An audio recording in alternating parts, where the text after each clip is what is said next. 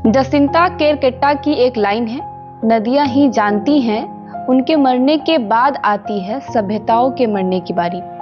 आज हम ऐसे विषय पर बात करेंगे जिसे आज का आधुनिक समाज उसे पिछड़ा और पुराना कहकर अपमान करता है।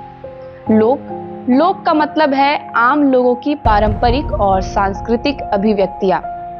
लोक कोई संग्रहालय की चीज नहीं, जीवन का जीवंत स्वर है।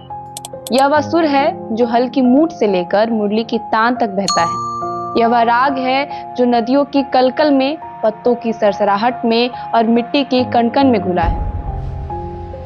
पर अफसोस आज हम उस लोक को विस्मरण के गर्त में धकेल रहे हैं जिसे कभी हमने मां कहा था। कभी लोक पर्वों में धरती की कोख को धन्यवाद देने का भाव था।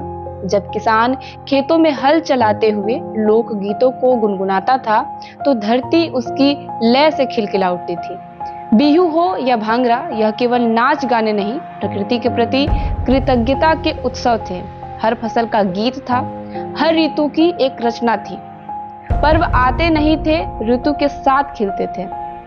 हमारे लोक ने वृक्षों को पिता का स्थान दिया, नदियों को माता का।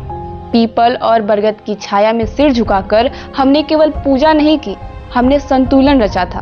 क्योंकि हमें पता था कि वृक्ष काटने से पहले अपने ही सांसों की जड़ें काटनी पड़ती हैं। पर आज विकास की अंधी दौर में हमने लोक को पिछड़ापन मान लिया है। अब जंगल केवल प्लॉट बनते हैं, पर्व केवल वीकेंड सेल बनते हैं और लोकगीत फिल्मी गानों से दबे रह जाते हैं। लोक केवल अतीत नहीं है, यह भविष्य की नींव है। यह वह प्रणाली है जो संतुलन सिखाती है, मनुष्य और प्रकृति के बीच, लालच और संतोष के बीच।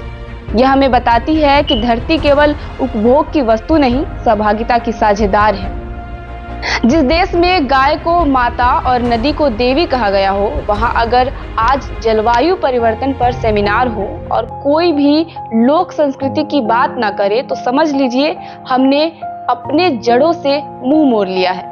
इसीलिए अब समय है कि हम फिर से लोक की तरफ लौटें। युवाओं को यह समझना होगा कि लोक पुराना नहीं बल्कि प्राचीन ज्ञान है।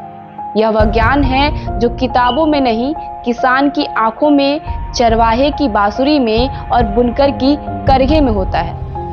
आइए हम फिर से पर्वतों को प्रणाम करें, नदियों की बात सुने और पेड़ों से क्षमा मांगे। क्योंकि लोक को जीवित रखना केवल संस्कृति को नहीं बल्कि पृथ्वी को बचाना है।